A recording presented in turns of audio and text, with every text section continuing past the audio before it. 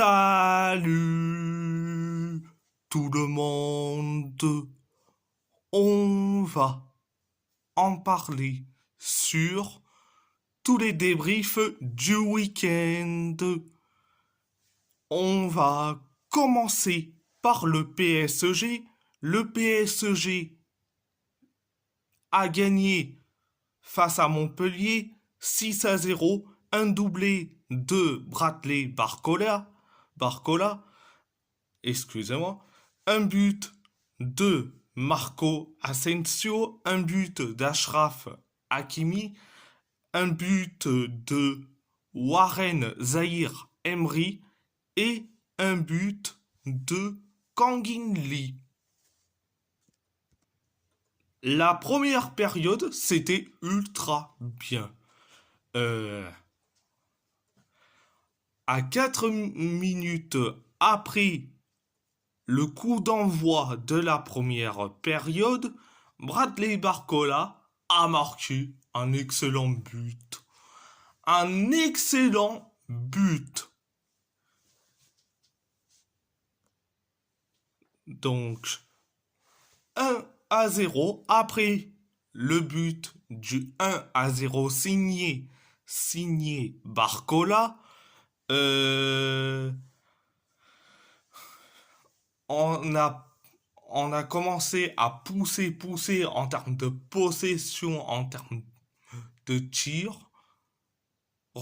Mais 20 minutes plus tard, Marco Asensio a inscrit bon, un but, mais le but du 2-0. Donc, après le but du 2-0, eh ben Montpellier, ils ont récolté certains corners, ils ont failli marquer, mais heureusement que Donnarumma est impérial sur les corners, donc c'était la seule occasion des Montpelliérains en première période,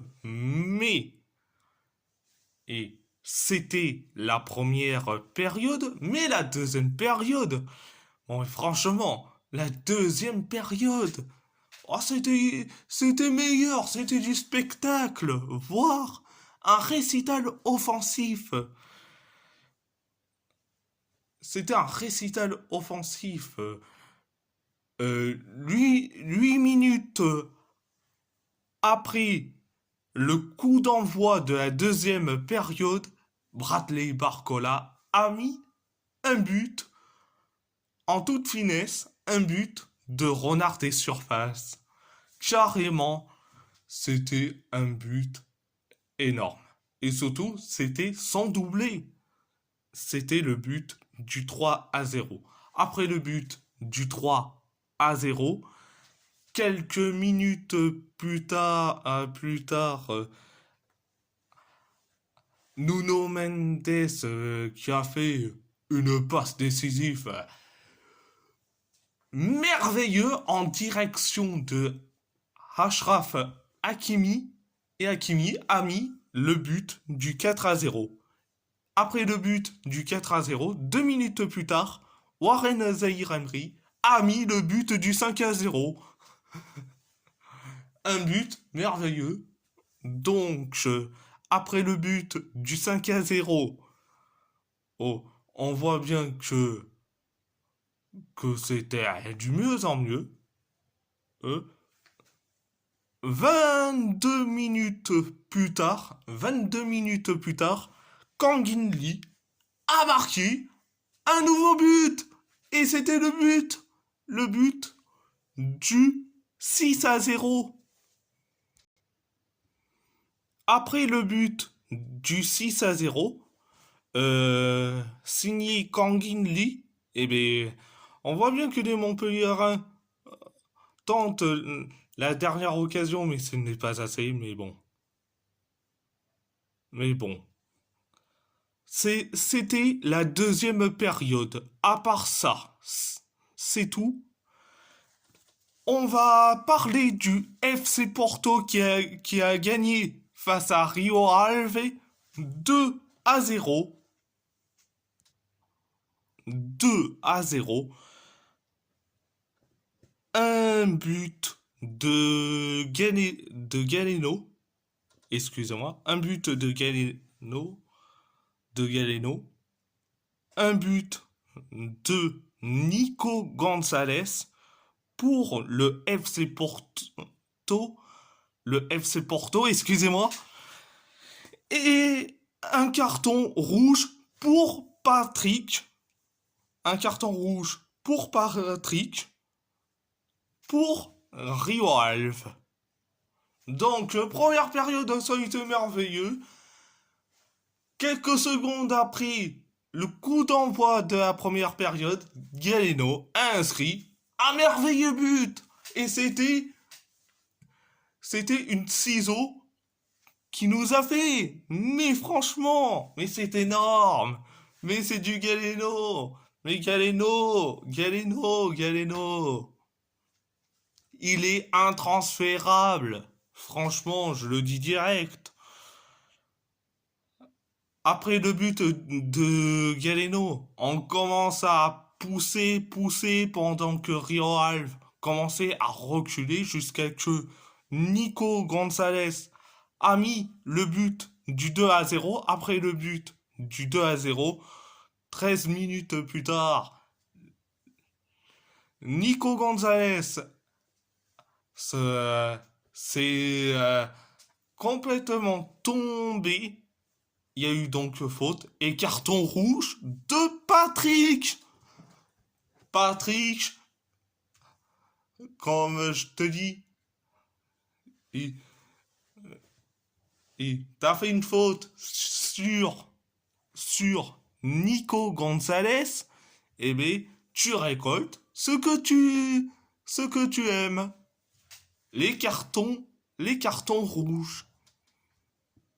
Bon, c'était la première période, mais la deuxième période, catastrophique, nullissime. Même si Porto commençait à pousser, Rio Ave commençait à reculer comme pas possible. Mais les tirs, mais c'est des tirs soit captés par le gardien, ou soit des tirs, ils ont cru qu'ils étaient au rugby à la limite. Donc,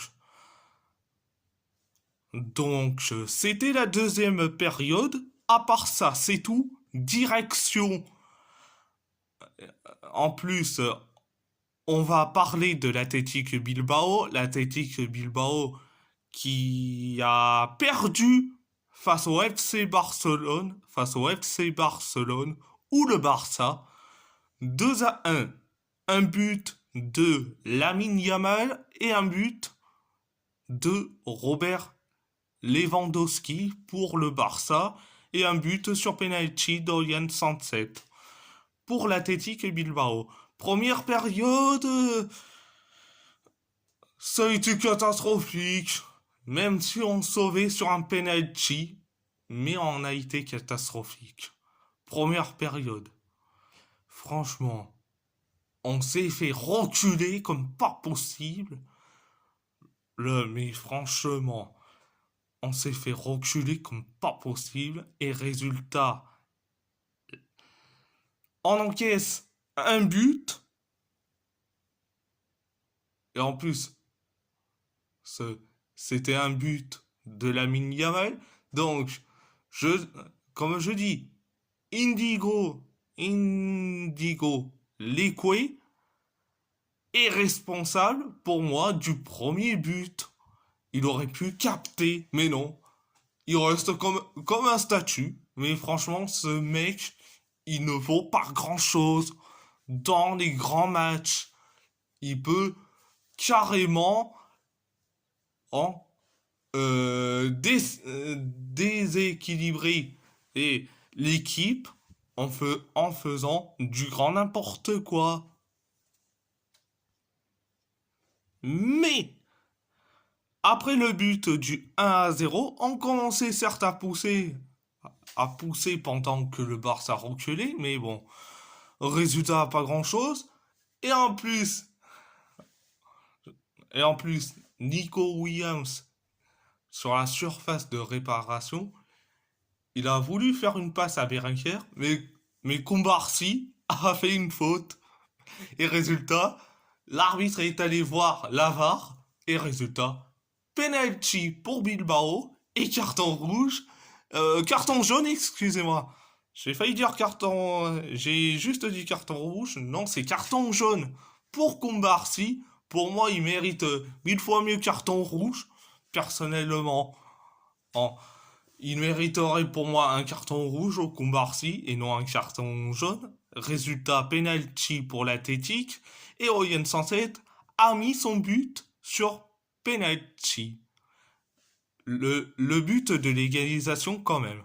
Après le but de l'égalisation, donc c'était la première période. La deuxième période, encore catastrophique, encore nullissime.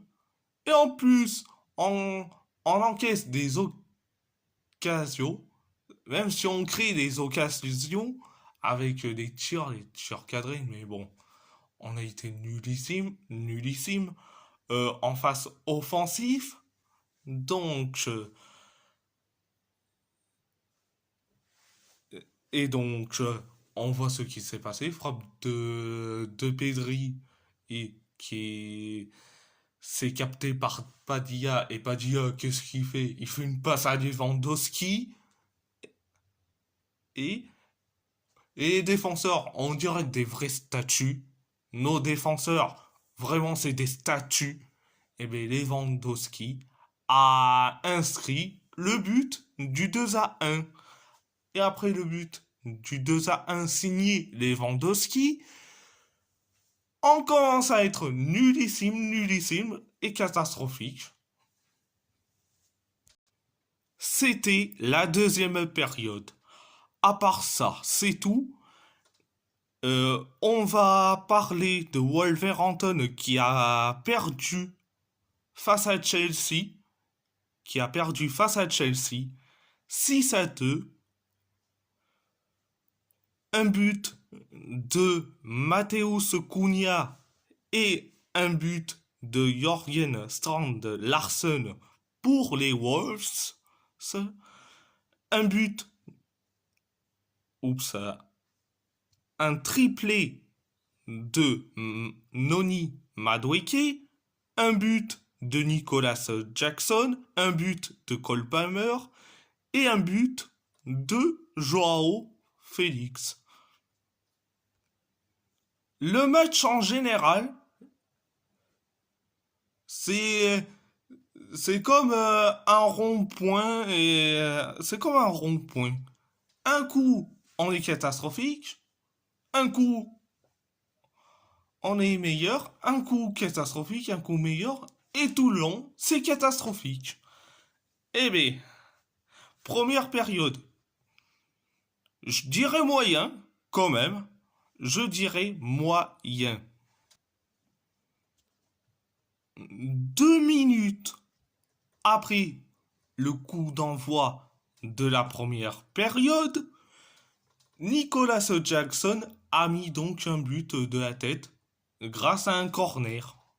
Grâce à un corner, carrément.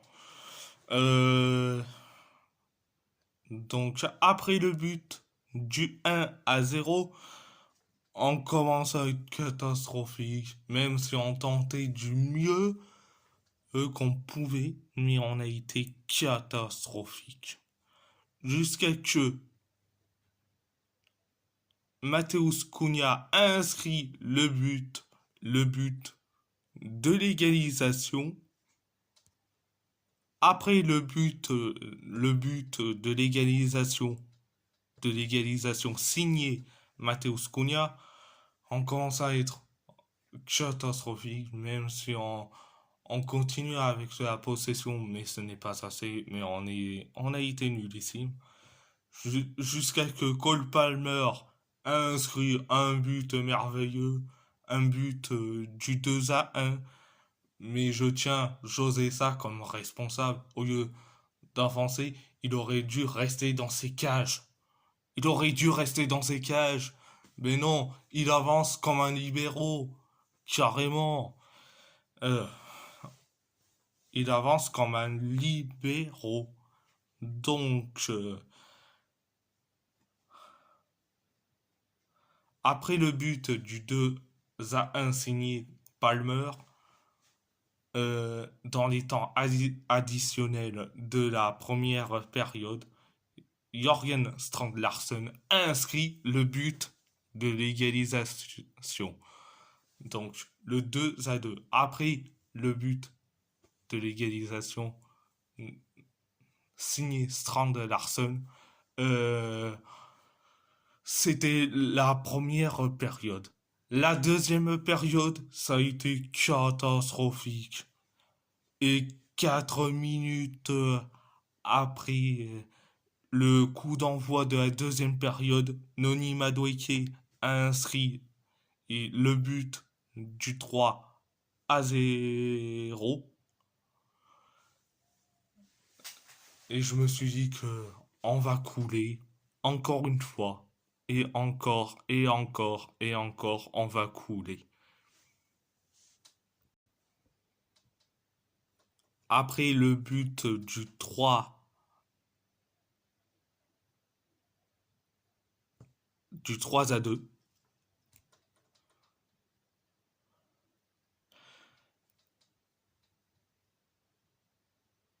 9 minutes plus tard, Noni Madueke a mis le deuxième but. Le deuxième but, personnel, c'était son doublé. Euh, mais surtout, le quatrième but de cette rencontre pour Chelsea. Donc, 4-2. Après le but du 4-2, 5 minutes plus tard, Noni Madueke a inscrit le but du 5-2 et surtout son triplé. Après le but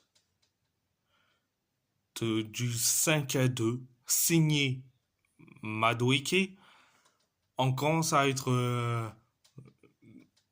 dans le mieux grâce à un but, mais malheureusement refusé pour nous, parce qu'il y a eu un hors-jeu de Totti Gomez euh,